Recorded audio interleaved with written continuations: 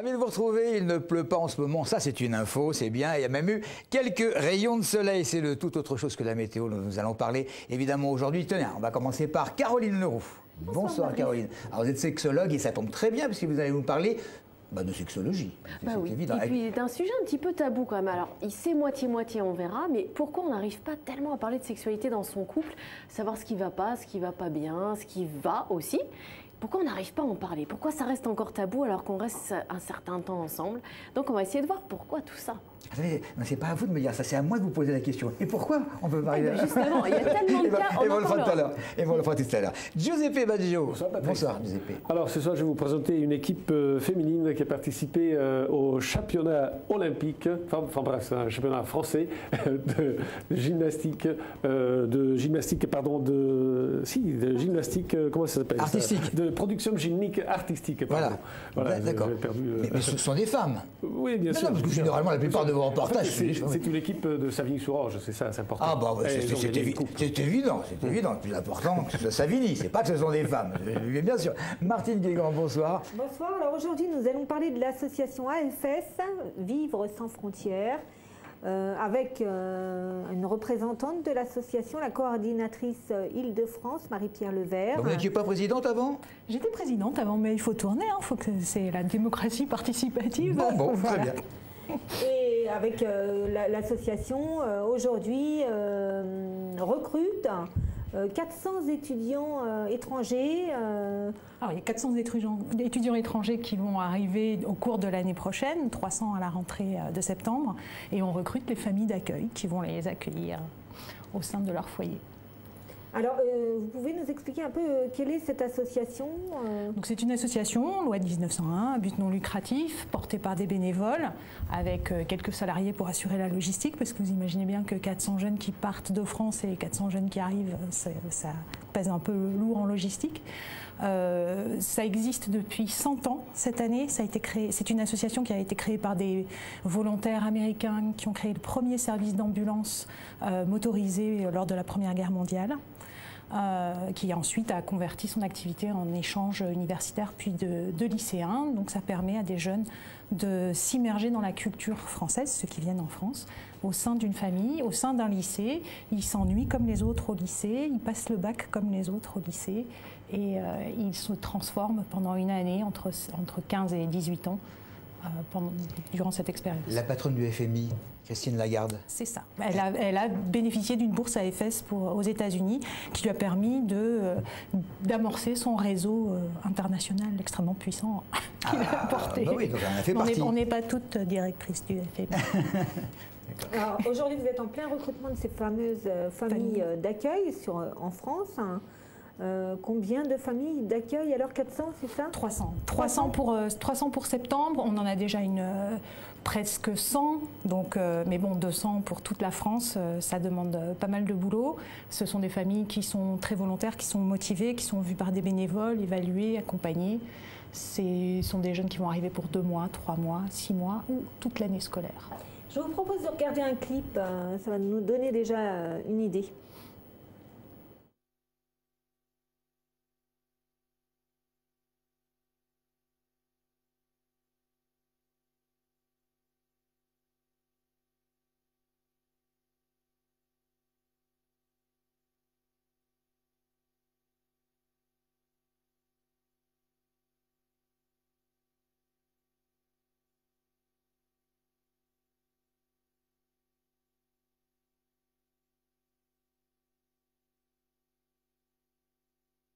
Donc, il semble qu'il y a un petit problème de son. Oui, là. Effectivement, il y a un petit problème de son.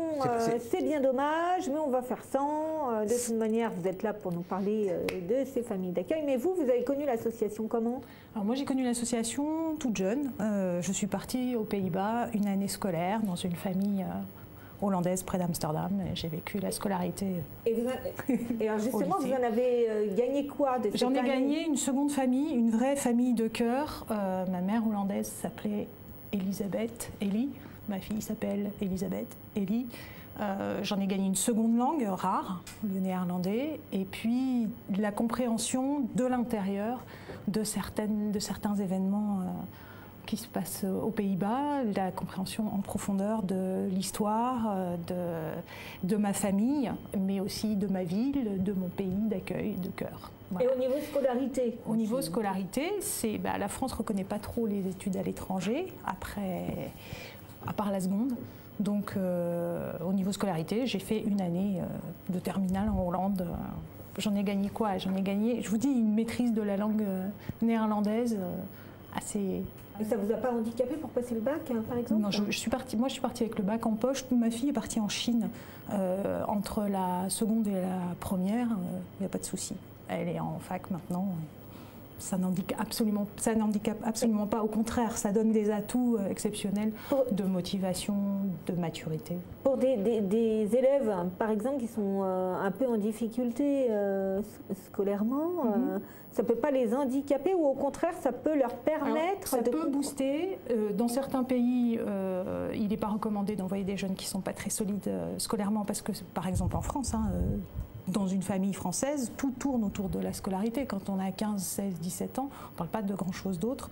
Donc des élèves qui ne seraient pas très solides, ils perdraient facilement pied, peut-être, dans notre système scolaire à nous. On leur demande quand même d'être assez... de ne pas être en voie de déscolarisation, nos jeunes, parce que c'est assez difficile de s'adapter à un système scolaire étranger. Mais il y a un programme universitaire et il y a également du volontariat. Une initiation à l'aide internationale, à la coopération.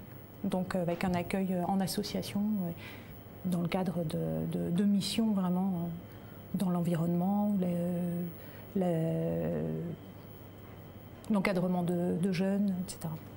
Alors, qui sont ces étudiants, justement, qui recherchent une famille d'accueil aujourd'hui pour la rentrée prochaine? Nos étudiants qui arrivent en septembre, ils viennent d'une 50aine de pays.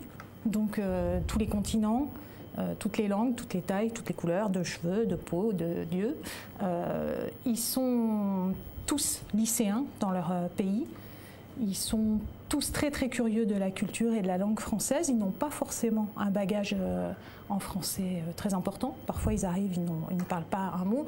L'une des jeunes filles qui était déjà venue sur ce plateau, qui venait du Brésil, avait appris le français pendant 2 mois avant de venir. Elle a passé le bac de français à la fin de son séjour. Donc ils sont en quête d'une seconde famille, ils sont en quête d'un accueil. Ils ne sont pas au pair, ils ne sont pas là pour faire du babysitting, ils ne sont pas là pour donner des cours de filipino-tagalog ou d'anglais. Ils sont vraiment là pour être le fils, le frère, la sœur. Mais je m'excuse, mais là j'ai du mal à interpréter. À plusieurs reprises, vous parlez de quête d'une seconde famille, c'était votre cas, c'était le cas d'autres, mais vous n'êtes pas tout en mal d'affection. Est-ce qu'on est tous en mal d'affection? Non, mais quand vous avez un second enfant ou un troisième, est-ce que vous êtes en mal d'affection? Est-ce que vous enlevez de l'affection à vos aînés? Ben voilà, on a une capacité qu'on découvre. Voilà, on s'ouvre. Voilà. On ne perd rien, au contraire. On gagne. Mais c'est très bien, je me renseignais simplement. On continue peut-être cette conversation tout à l'heure. Oui. Tout à l'heure. Merci. On va passer à un collégien. Vraiment un collégien de Pasteur à Longjumeau. Il s'agit de Gilles. Et Gilles, il est passionné de foot, comme beaucoup d'ailleurs. Il évoque la délicatesse de la compagne de Samir Nasri, avec la réaction évidemment de Deschamps.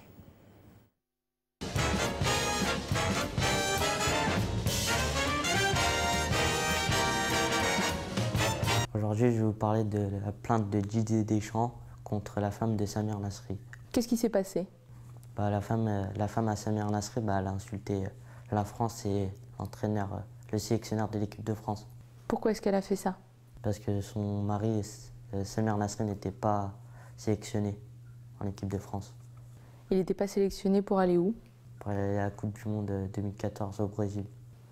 Et alors comment est-ce qu'elle s'en est pris à Didier Deschamps? En l'insultant sur les réseaux sociaux. Et alors t'en as pensé quoi de cette réaction de la femme de Samir Nasri? C'était un peu abusé, même si je comprends un peu son émotion. Et c'est de là à traiter le sélectionneur et la France, c'est parti loin. Pour toi, est-ce que Didier Deschamps, même s'il ne méritait pas les insultes, est-ce que c'était justifié sa colère? Oui, parce que si tout le monde l'insulte, ça va être, si il ne porte pas plainte, bah, tout le monde va l'insulter. Donc ça va prendre un coup sur son moral. Est-ce que, à ton avis, c'était normal qu'il ne sélectionne pas Samir Nasri?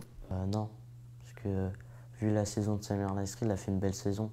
Comparé à un joueur comme Clément Grenier, il a été blessé les 2 derniers mois et il a été sélectionné pour la Coupe du Monde. Samir Nasri, lui, il l'a pris comment, cette non-sélection? Bah, pour moi, au fond de son cœur, je pense qu'il a mal pris parce qu'il a fait une belle saison, il a remporté des titres. Mais je pense qu'il s'en doutait un peu. Est-ce que tu penses que Samir Nasri joue de la même façon en Angleterre et en équipe de France? Ah non, parce qu'en Angleterre, il joue plus libéré qu'en France. On lui met beaucoup la pression. Est-ce que tu penses qu'il va manquer quand la France va partir à la Coupe du Monde au Brésil? Oui, parce que Samir Nasri, c'est un joueur de bonne qualité, mais il va manquer, comme la France n'a pas beaucoup de bons joueurs en milieu de terrain, donc ça va manquer. Voilà, donc Gilles devant Audrey Coll, la caméra d'Audrey Coll. Puisqu'on parle de foot, il y a un bouquin qui va sortir avec un certain nombre de perles, et parmi lesquelles celle de, comment s'appelle-t-il, Ribéry. De Ribéry. C'est quand même ahurissant. Alors bon, c'est pas que je veux me moquer de lui, mais parce que c'est un des plus grands joueurs qu'on ait jamais eu, mais c'est vraiment trop drôle lorsqu'il dit « Arrêtez de vous battre », c'est assez sympathique. « Chaque année, je vieillis d'1 an ». C'est bien. L'envie est réciproque de tout le monde. Je pense qu'on espère qu'on va gagner. Voilà. Bon, c'est juste un petit clin d'œil parce que quand il se met à jouer, alors là, respect. Respect Giuseppe Baggio également, puisque vous allez généralement filmer des personnes sympathiques. Alors, c'est le cas là. On va parler d'un bel événement, c'était dimanche dernier, c'était le championnat de France de production gymnique artistique. Alors cet événement s'est déroulé à Bagnolet. J'ai suivi une équipe d'athlètes et danseuses, je l'appelle comme ça, du club olympique de Savigny-sur-Orge. Alors elles ont présenté une chorégraphie intitulée Le tourbillon de la vie. C'est une très belle chorégraphie sur la musique de All by Myself, chanté par Vincent Niclot, le chanteur rendu célèbre parce qu'il a fait une tournée avec le corps de l'armée rouge. Voilà, c'était en 2012. Alors je vous propose de regarder tout simplement le reportage filmé à Bagnolet, c'est dimanche. C'est parti.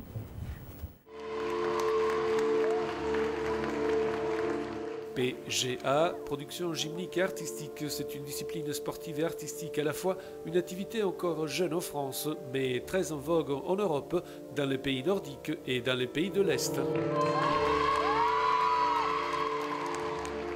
C'est un sport attrayant, spectaculaire et très complet. C'est un extraordinaire moyen d'expression et de découverte de soi-même, dixit Janine Raffestin, présidente de la section danse rythmique du club olympique de Savigny-sur-Orge.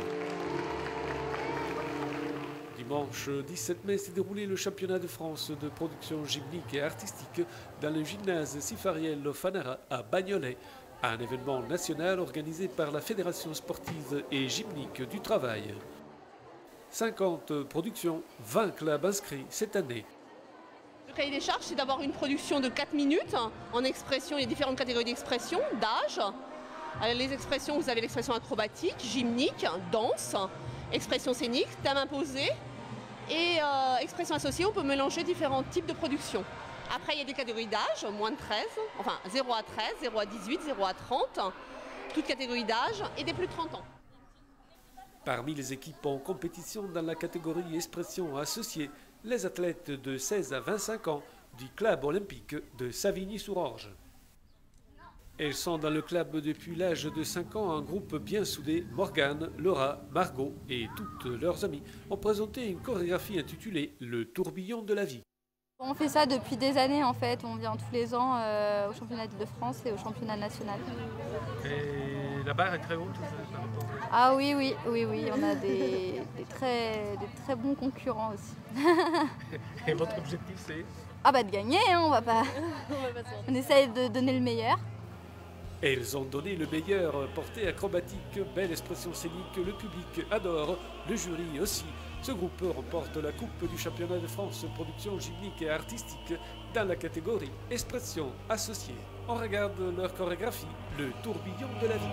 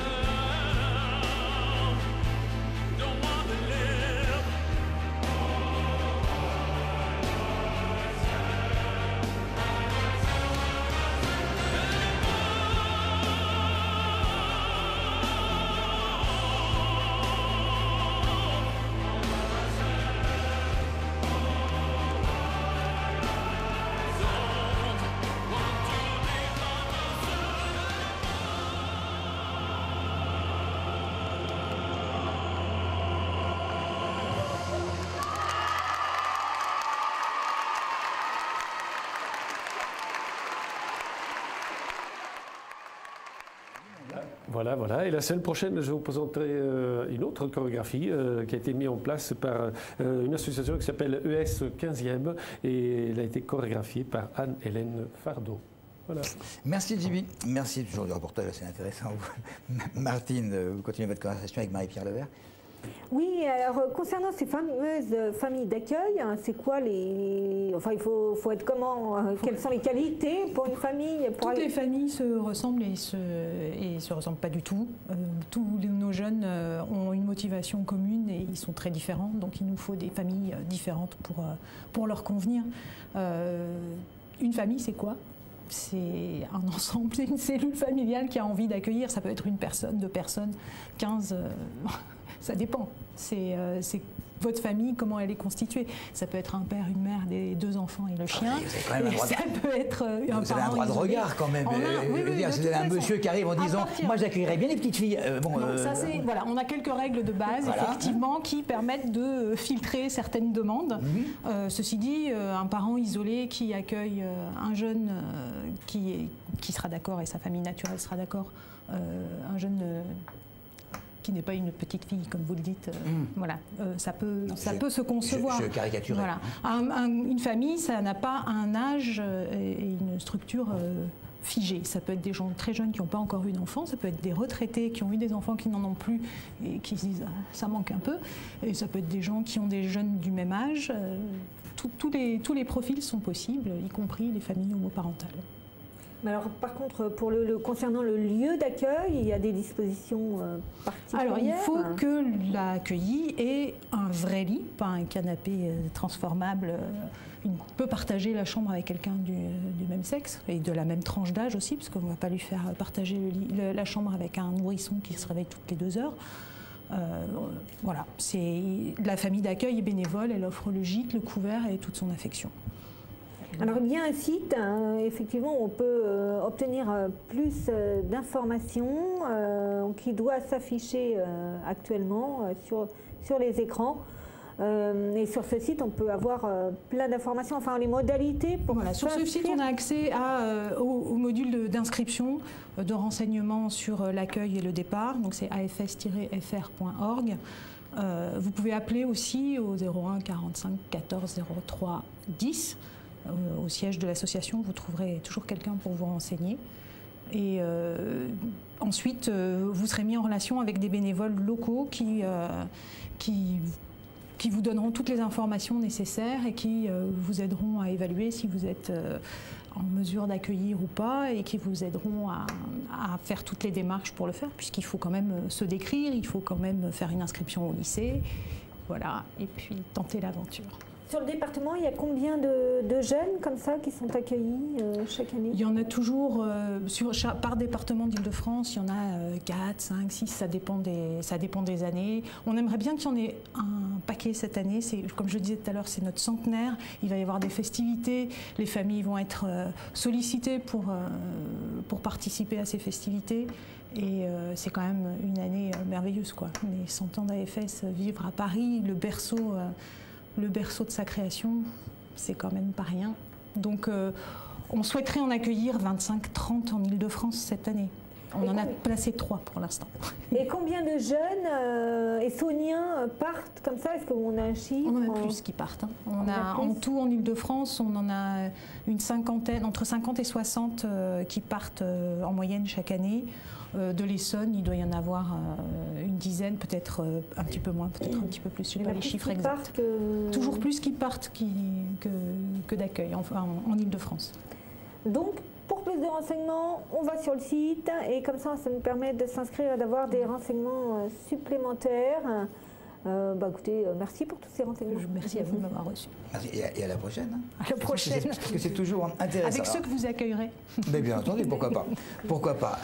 Nous allons pratiquement terminer l'émission avec Caroline Leroux. Donc, les difficultés de parler de sexualité dans le couple. C'est quand même marrant parce que pendant je ne sais combien de chroniques, donc de jours différents, vous nous avez dit il faut discuter, il y a des moyens, il faut une part d'érotisme, il faut qu'une femme puisse faire des efforts, de lingerie, par exemple, je dis n'importe quoi, que l'homme, et c'est le moins qu'il puisse faire, soit hygiéniquement irréprochable. Bon, et puis de ce coup, pouf, vous me dites, il y a beaucoup de difficultés de discuter. Oui, c'est vrai que c'est paradoxal, parce qu'un couple qui est là depuis pas mal de temps, comment on peut dire au bout d'un moment que finalement les préliminaires ils nous conviennent pas, que ce type de position ne convient pas? Comment l'aborder? Entre le fromage et le dessert, à l'apéritif, à l'entrée, quand est-ce qu'on en parle de ça? Bon, il y a une espèce d'autocensure, probablement, chez beaucoup de gens. Mais oui, parce que justement, si on le dit, il ne faut pas oublier que l'homme, l'inconscient collectif, c'est la virilité et c'est aussi, du coup, l'angoisse de performance. Parce qu'un homme, comme je vous l'ai dit depuis longtemps, il est aussi faible qu'une femme. Il est aussi émotif qu'une femme. Donc un homme, c'est pas tout puissant, comme on peut penser en disant on peut leur dire n'importe quoi et c'est bon. Non, on peut les castrer facilement. Eh oui, eh oui. Donc c'est souvent nous, on dit on va leur dire une petite chose et puis les femmes vont pleurer, mais les hommes, c'est pas qu'ils vont pleurer, ils vont intérioriser. Et qu'est-ce qui va se passer? Il va y avoir des troubles somatiques, donc des troubles de l'érection, des éjaculations précoces qui peuvent arriver. Donc comment on en parle? Alors soit on peut le faire en verbal. Alors on choisit son moment. Souvent c'est un moment un peu désinhibant quand on sort d'une soirée ou qu'il n'y a pas les enfants sont couchés, puis on en discute. Rarement au moment de l'acte lui-même, parce que généralement ça casse tout. Oh, enfin, si on le fait avant et qu'on lui dit, tu sais, t'as l'habitude de faire ça, bah, ça m'intéresse pas du tout, il n'y aura pas d'acte. Alors justement, ça c'est important parce qu'il y a la façon de le dire. C'est quand on le dit et la façon de le dire. Il ne faut pas être cassant, on connaît généralement son partenaire. C'est la même chose, mais ma biche, j'ai quelque chose à te dire. Non, pas trop, on le connaît, donc il faut prendre des gants, certes, mais mettre un petit peu les pieds dans le plat. Alors ne pas dire, je pense que, mais tiens, qu'est-ce que t'en penses? Alors c'est marrant parce que ce matin, j'avais une journaliste en ligne a pu dire « Ah mais moi, mon amie, elle aimerait bien faire l'amour debout. » Et elle ne sait pas comment le dire. Alors plutôt que dire « J'aimerais bien que », ce serait pas mal. « Tiens, qu'est-ce que t'en penses? J'ai entendu que… » Tiens, ce serait pas mal d'essayer. Qu'est-ce que t'en penses? C'est-à-dire pouvoir avoir l'ouverture vers l'autre et puis proposer des choses. Ça, c'est un exemple parce que c'est ce qu'elle m'a dit ce matin. Mais quelqu'un qui s'y prend mal, par exemple, sur une chose, que ce soit un cunilingus, une fellation, n'importe quoi, comment le dire alors que ça fait 10 ans qu'on est avec? Il y a une question de bon sens, Caroline. Quand même, un couple est en position, il y a quelque chose qui ne plaît pas à l'un, il ne faut pas lui dire en plein dans l'acte j'aime pas ça. Il faut délicatement peut-être lui enlever sa main, il comprend naturellement. Et, voilà. Et là, on passe du verbal au comportemental.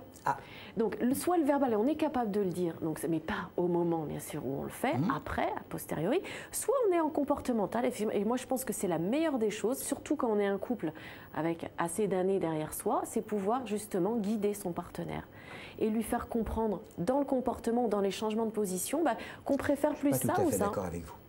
Parce qu'on est face à une personne qui peut répondre, toi tu me dis ça maintenant, ça fait 12 ans qu'on se fréquente, et pourquoi tu ne me l'as pas dit avant? Et bien justement, là on passe du comportemental au verbal. Et bien justement, écoute, je n'osais pas trop le dire, je ne savais pas trop comment aborder les choses, parce qu'il y en a qui sont effectivement hyper butés. Et c'est comme ça et pas autrement. C'est-à-dire qu'on fait ses préliminaires et cette position et basta. Non, et bien dans ce cas, écoute, je ne savais pas trop comment te le dire. C'est pas que on castre pas l'homme, c'est souvent la femme qui a des reproches, rarement l'homme, sur la façon de faire. C'est-à-dire que souvent, nous, on est taxé de « on n'a pas assez d'expérience ». Alors, l'homme est content parce qu'il va nous faire apprendre des choses. Nous, si on fait… Mais si, c'est encore comme ça, Patrice. Mais c'est encore comme ça. Mais ce vieux cliché du camionneur, on a encore ça en consultation, là encore. Même des jeunes de 25-30 ans qui viennent, et même des femmes qui ont eu une centaine de partenaires. Je suis désolée, c'est encore ça. Et l'homme se sent castré. Le camionneur qui arrive et qui fait « Viens Morissette, je vais t'apprendre la vie ». Non, mais non, c'est pas ça. Mais même si on a eu beaucoup de partenaires, l'homme est censé avoir plus d'expérience. Et s'il sent que sa partenaire en a plus, et je peux vous dire qu'en ce moment j'ai beaucoup de couples comme ça, et bien ça clash parce qu'il y a un déséquilibre. Le déséquilibre, il est bien dans un sens, mais pas dans l'autre. La partenaire peut être plus désinhibée sans avoir plus d'expérience. Oui, alors ça aussi, c'est un peu encore rare. Je pense que ça va changer avec les décennies à venir. Mais on a encore, dans cet inconscient, le fait qu'on en parle beaucoup ici. L'anorgasmie, elle est présente. Les femmes ne savent pas encore se servir de leur clitoris. Or, on a Internet, on a tous des tablettes, on a tous des téléphones, on a tous accès à des sextoys. Comment c'est possible qu'en 2014, on ne soit pas tous avec des orgasmes ? Bon, je ne sais pas, je ne peux vraiment pas vous répondre. C'est vous, la sexologue à la clinique de Livette de Longjumeau. Je rappelle quand même que vous êtes également, et vous savez de quoi vous parlez, psychologue et même sage-femme. C'est la fin de l'émission. Je suis certain que vous avez encore appris pas mal de choses et il y en aura encore plus demain. Salut à tous, bonne soirée.